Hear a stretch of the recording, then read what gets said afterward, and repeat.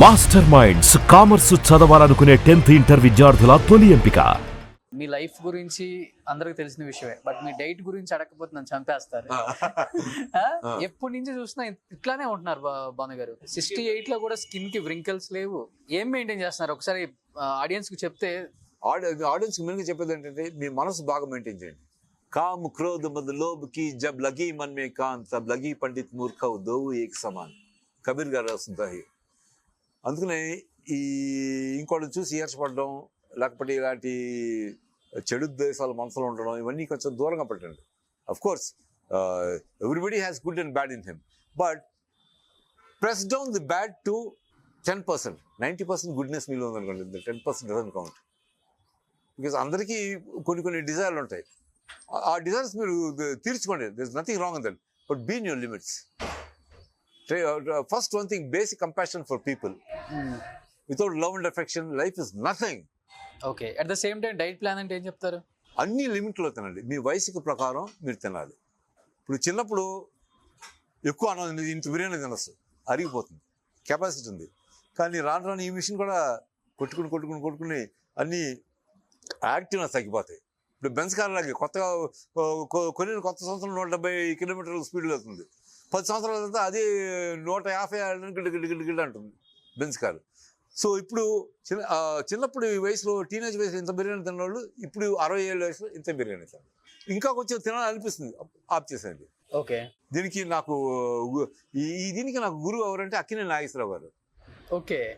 బహదూర్ బాటసారి shooting టైంలో నేను, సుహాసిని, సుమలత ముగ్గురు భోంచేస్తున్నాం.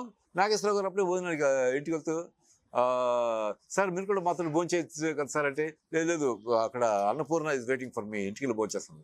ఓకే సార్ వెళ్ళిపోయారు. ఈ లోపల సుహాసిని, సుమలతో భోంచేసి వాళ్ళు లేచి వెళ్ళిపోయారు. నేను ఇంకా తింటున్నాను. ఈ లోపల నాగేశ్వరరావు గారు వచ్చారు. అంటే బాణచంద్ర బాగా లాగిస్తున్నావే, వెళ్ళి నువ్వు ఇంటికి భోంచేసి వచ్చాను, ఇంకా తింటున్నావు అంటే, సార్ సూపర్గా ఉంది సార్ ఇవాళ ఫుడ్ అని, ఫెంటాస్టిక్ ఐటమ్స్, ఫుల్గా తినేస్తాను sir. No, that's bad, it's not good for your health. 100% ఆకలి ఉంటే 60% తిను, 40% ఆకలి కడుపులో ఉంచుకో.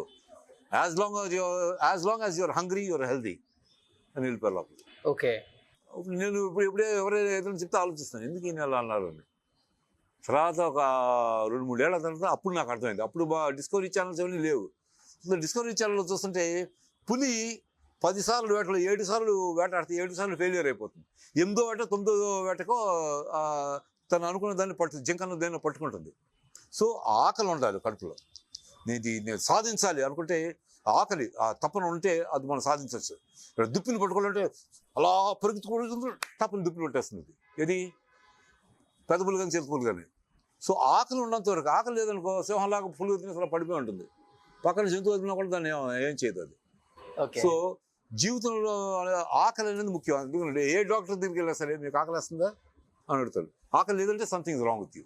సో ఆల్వేస్ లిమిట్లో తినండి. పొద్దున్నే లేవగానే ఒక గ్లాస్ వేడి నీళ్ళు తాగండి. ఒక 20 నిమిషాల తర్వాత ఏదైనా 2 పళ్ళు, ఒక కమలా పండు కానీ, లేకపోతే కమలా పండు అరటిపండు కానీ, లేకపోతే కమలా పండు దానిమ్మకాయ కానీ ఏదో ఒకటి తినండి. తర్వాత టిఫిన్ లైట్గా 1-2 ఇడ్లీలు, లేకపోతే 1-2 పెసరట్లు. మధ్యాహ్నం భోజనానికి కంపల్సరీగా వెజిటబుల్స్ అన్ని కోసి, కాలీఫ్లవరు, అది క్యాబేజీ, ఆ 2 ఉడకబెట్టి ఉప్పు కారం వేసుకుని తింటే జీవితంలో క్యాన్సర్, హార్ట్ అటాక్ రాదు. ఈ 2 చేసుకుని తర్వాత క్యారెట్స్, తర్వాత అది ఉల్లిపాయ అది పక్కన పెట్టుకుని, అవి ఎక్కువ పెట్టుకుని అన్నం ఇంతే తినండి.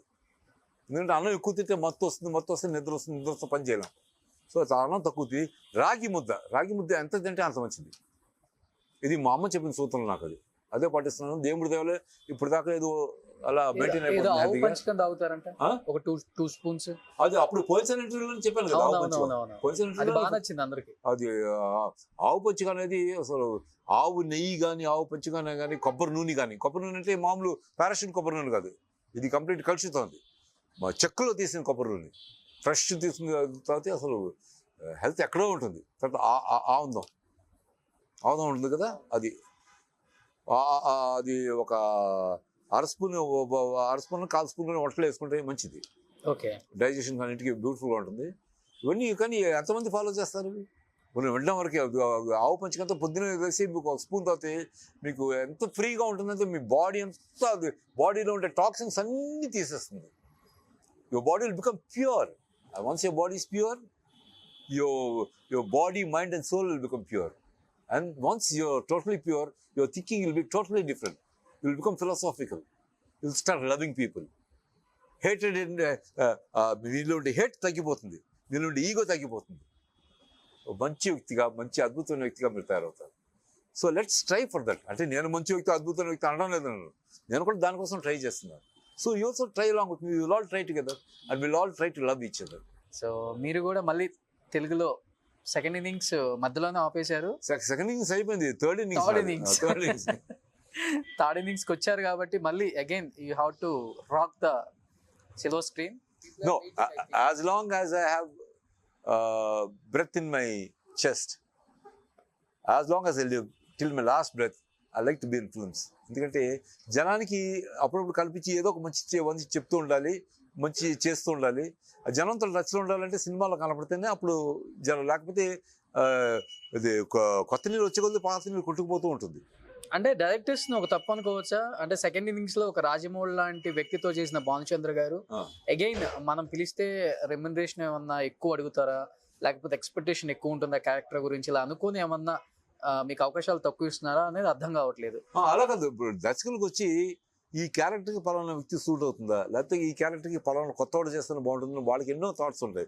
Dil be so many reasons. Business point of view, లేకపోతే ఇది మలయాళ ఆర్టిస్ట్ వేసుకుంటే మలయాళంలో ఇచ్చేయచ్చు, లేకపోతే హిందీ ఆర్టిస్ట్ వేసుకుంటే హిందీ వాళ్ళు చూస్తారు, హిందీలో డబ్ చేస్తే అని lot of calculations will be there. అందుకనే ఒక సినిమాలో ఆ క్యారెక్టర్ పనిచేస్తాను ప్రతి సినిమాకి పిలవాలని రూల్ లేదు. నేను అలా అనుకోను కూడా. సార్ నెక్స్ట్ పిక్చర్లో మీకు ఎంత మంచి సార్, ఈ పిక్చర్ కంప్లీట్ చేయండి సార్, నెక్స్ట్ పిక్చర్ గురించి ఆలోచిస్తూ ఉంటాను. సో ఒకటి మనం పిలిచాడని అతనే ప్రతి సినిమాకి పిలవాలని రూల్ లేదు. And it's not correct also. Character suit అవ్వాలి.